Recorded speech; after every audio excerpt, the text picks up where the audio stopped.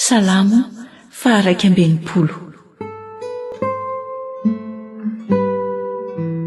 Fangatahany mpanjaka efa nandositra mba hampitian'Andriamanitra indray.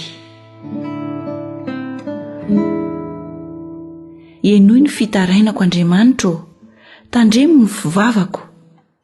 Any amparany tany ny antsoko anao raha reraka ny foko.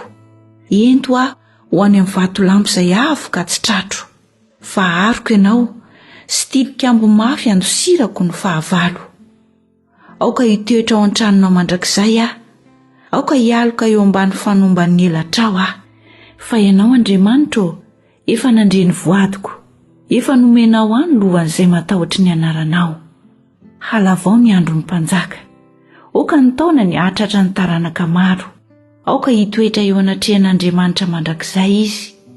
Famindram-po sy fahamarinana no tendreo hiaro azy. Ka dia izany no ankalazako ny anaranao mandrakizay, mba hanefako isan'andro ny voadiko.